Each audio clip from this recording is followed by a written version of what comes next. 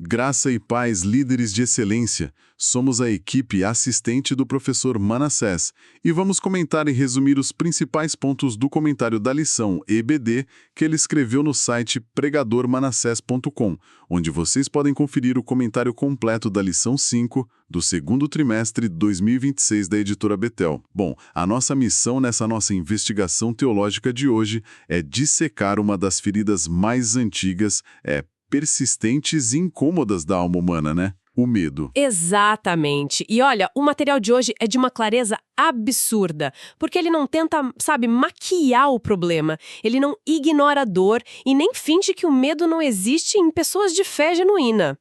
Não passa pano, né? Pois é, não passa. Pelo contrário, trata o assunto com uma honestidade quase cirúrgica, usando a trajetória de Neemias como um espelho perfeito para esses desafios da liderança. O ponto de partida dessa nossa análise quebra um paradigma imenso. É verdade. O que o texto nos revela é que o medo, ao contrário da crença popular dentro de muitas comunidades de fé, não é obrigatoriamente um sinal de fraqueza espiritual ou tipo de falta de confiança em Deus.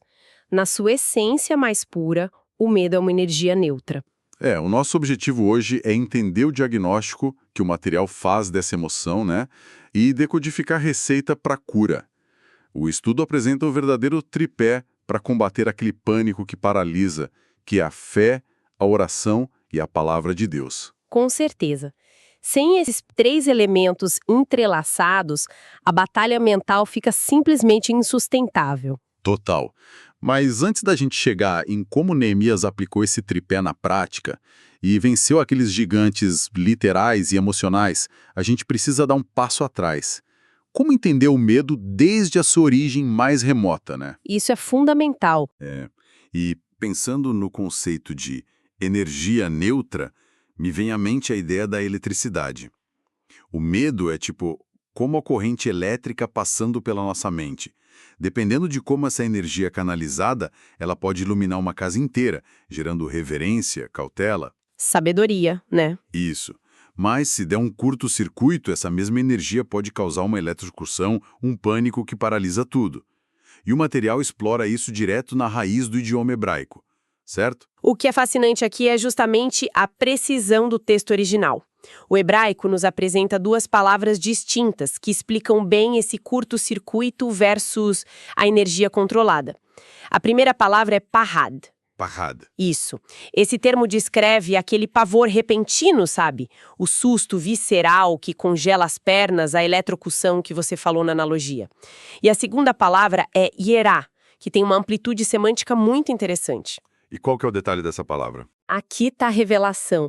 Irá é a mesmíssima raiz usada para descrever o pânico patético de Adão lá se escondendo atrás de uma árvore em Gênesis 3 e, simultaneamente, é a palavra usada para descrever a profunda reverência de Abraão ao subir o Monte Moriá para sacrificar Isaac. Espera aí. A emoção bruta que Adão sentiu ao fugir de Deus é a mesma emoção que impulsionou Abraão a adorar a Deus? A energia era, a mesma?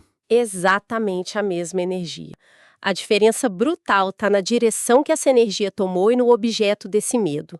Se a gente olhar para a história da humanidade, a gente nota que lá no Éden, o medo foi a primeiríssima consequência prática da queda. Nossa, é verdade. É um detalhe psicológico muito profundo.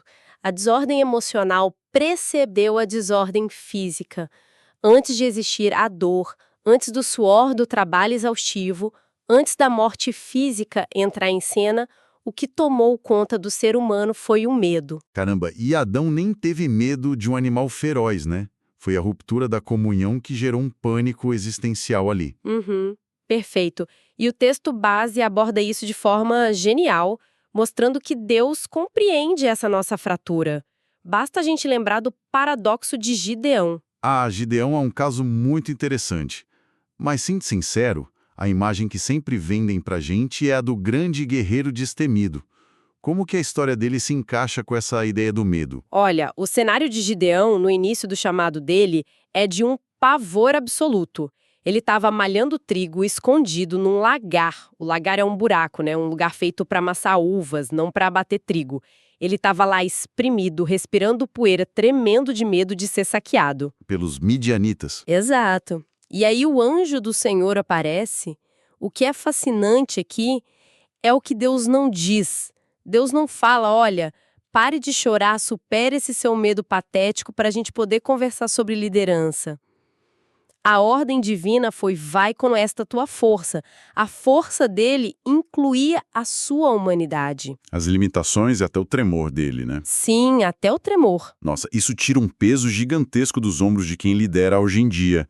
Sentir a barriga gelar é humano. O crente maduro não é uma máquina. É a pessoa que decide obedecer a Deus, apesar do medo estar ali gritando no ouvido. Com certeza. Mas isso me leva a uma questão bem atual. O estudo cita uma observação do bispo Abner Ferreira sobre a realidade de hoje.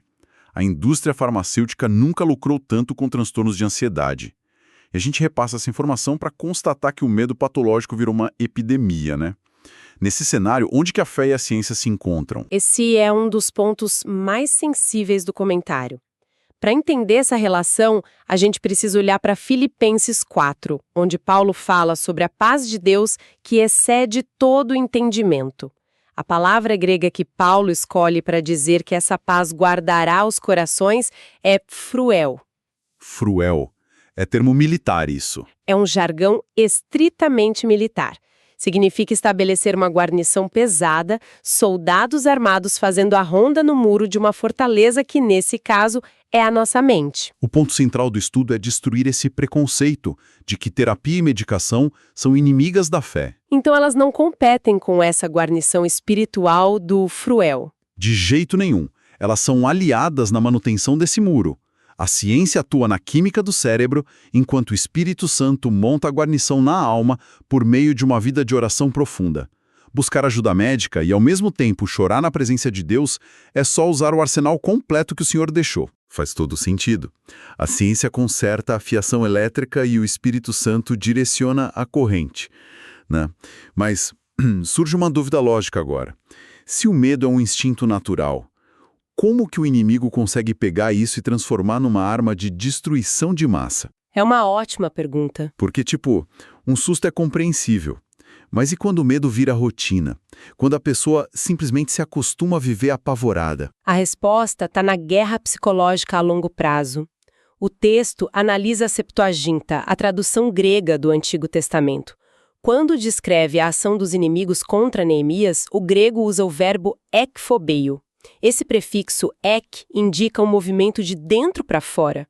É um medo que transborda, sabe? Que inunda tudo. Qual a pessoa enxerga a vida. E a estratégia inimiga para causar isso é muito astuta. O material lembra de Senaqueribe, o rei assírio, lá em 2 Reis 18.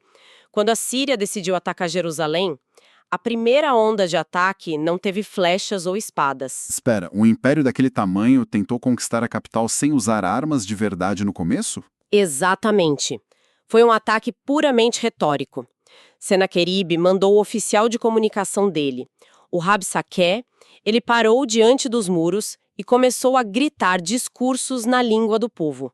O objetivo era minar a mente antes de gastar um único soldado. Nossa! O diabo age precisamente assim. A destruição da fé começa com vozes, sussurros diários de fracasso. É a desconstrução da identidade. Foi a mesma mecânica do que a gente chama de efeito Golias. O efeito Golias. Foram 40 dias seguidos, né? 40 dias de um gigante descendo morros só para gritar ofensas, sem atacar fisicamente. E aquele barulho transformou o pânico numa cultura em Israel. Perfeito, se acostumaram com a derrota. Antes de tirar a espada da bainha. Mas o material também liga essa paralisia a figuras enormes, tipo Moisés. E aí eu preciso de uma explicação. Como associar o homem que abriu o Mar Vermelho a esse pavor crônico? É porque a gente lê a história do Mar Vermelho lembrando do final, né? Mas antes de ser o libertador, Moisés passou 40 anos escondido no deserto de Midian. Imagina a psicologia de um cara treinado na elite do Egito, reduzido a cuidar de ovelhas, fugindo de uma sentença de morte. Uma quebra de identidade total. Total. E quando Deus aparece na sarça e dá a ordem de marchar, ele não fala "eis-me aqui na hora". Ele dá 4 desculpas esfarrapadas para Deus. 4 tentativas de fugir argumentando que não era capaz. Isso mesmo. Eram traumas não resolvidos disfarçados de falsa humildade. E a resposta de Deus é a chave. Para combater essas desculpas, Deus não ofereceu um exército maior de anjos. A única garantia que Deus ofereceu foi: eu serei contigo. A presença era o antídoto. É uma dinâmica muito diferente da nossa lógica humana. E se a gente cruzar isso com a igreja primitiva, fica gritante o contraste. O apóstolo Paulo fala em Romanos 5 sobre se gloriar nas tribulações. Os apóstolos apanhavam, eram ameaçados e saíam alegres do sinédrio. De onde vem isso? A transição acontece quando a fé deixa de ser teórica e passa a ter um histórico prático de livramentos. Aqueles apóstolos riam porque a fé deles foi forjada na perseguição real. Quando a pessoa apanha da vida e percebe que a graça de Deus sustentou, ela ganha resiliência. O medo perde a eficácia. Porque a pessoa apoia para o próprio histórico e vê Deus agindo, né? E aqui é onde a coisa fica realmente interessante nesse estudo. A gente entendeu a tática do barulho, da intimidação, mas em Neemias 6, o inimigo muda a estratégia para algo muito mais letal. Muito mais sutil. Eles usam a própria religião contra o líder. Fazendo uma analogia moderna, é igualzinho um golpe de phishing da internet, sabe? Ah, essa comparação é excelente. Aquele e-mail que chega e parece ser do seu chefe ou do banco, tem a logo bonitinha, a linguagem é formal, mas o link é um vírus. Foi exatamente o que o falso profeta Semaías fez. Ele se trancou para fingir espiritualidade e tentou fazer Neemias se esconder no Santo dos Santos. Essa analogia do phishing traduz perfeitamente. O golpe não tenta derrubar a porta. Ele convence a vítima a entregar a senha. Vamos detalhar essa cadeia mortal. O primeiro passo é o suborno. Eles compram Semaías para entregar uma falsa profecia. Para gerar medo. Exato! Incutir o medo usando uma máscara divina. A ideia era que Neemias, por instinto de sobrevivência, entrasse no local restrito do templo.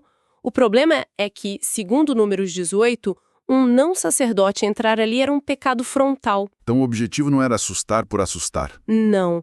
A sequência era medo gera desobediência, desobediência gera pecado, pecado traz vergonha e a vergonha destrói a autoridade moral do líder.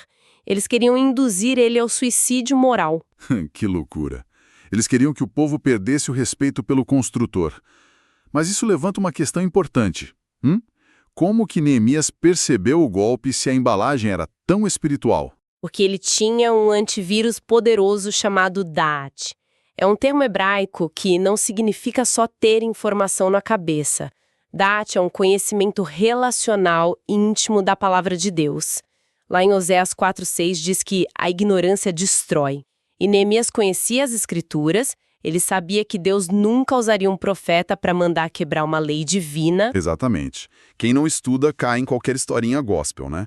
E é exatamente para blindar quem lidera com esse tipo de conhecimento teológico profundo que o professor Manassés criou o Clube de Pregadores. Porque liderar sem aprofundamento é andar vendado num campo minado. Sem dúvida. A construção do conhecimento exige método. Ferramentas certas para a gente compreender a palavra na profundidade histórica e não cair nessas armadilhas. E a proposta do clube é fantástica por causa disso. A metodologia de aula é inédita, tem aulas ao vivo que ajudam demais, todo o material é disponibilizado em apostila em PDF e tem um negócio muito legal que é o áudio resumo da aula. Nossa, isso para revisar no trânsito é perfeito. Salva a vida! Tem também o esboço da aula e pesquisas prontas em PDF. Isso poupa muitas horas. E a comunidade é maravilhosa, tem grupo de alunos e olha só, contato direto com o professor no Zap. Esse contato faz muita diferença no aprendizado. É quase uma mentoria. Total. E quando termina, a pessoa recebe certificado impresso, credencial de ministro e a carteirinha de aluno em casa, enviados pelo correio. Sem falar nos vários cursos de apoio que são liberados ao longo da formação. Treinamentos práticos de pregação, liderança eclesiástica. Palestras com convidados, né? Sim, palestras e até debates polêmicos. É literalmente o arsenal completo contra a ignorância espiritual que derruba tanta gente. E se Neemias não tivesse esse arsenal, ele teria sido manipulado, né? Teria cedido ao pânico, o que nos leva para a fase final da história. O golpe do phishing falhou por causa do conhecimento, Mas a pressão continuou. Os adversários não desistiram. Então, o que tudo isso significa na prática, né? Com o ataque acontecendo, qual foi a atitude do líder para terminar o muro? Porque a oração de Neemias no capítulo 6 é surpreendente. Ele não orou, Deus, acaba com esses inimigos, manda fogo do céu. Ele só orou, esforça as minhas mãos. Só isso. Parece simples, mas é a oração definitiva da maturidade espiritual.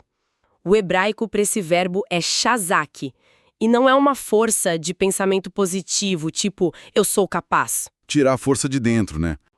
É uma força concedida de fora para dentro, por Deus, o Criador habitando a nossa fraqueza. O Material cruza isso com a história de Ana, lá em 1 Samuel. A Ana que sofria a pressão psicológica da Penina todo dia. Ela mesma, ela não venceu a rival engolindo o choro ou fingindo uma resiliência de ferro. Ela foi para o templo e quebrou. Ela derramou a alma dela em vulnerabilidade na presença de Deus.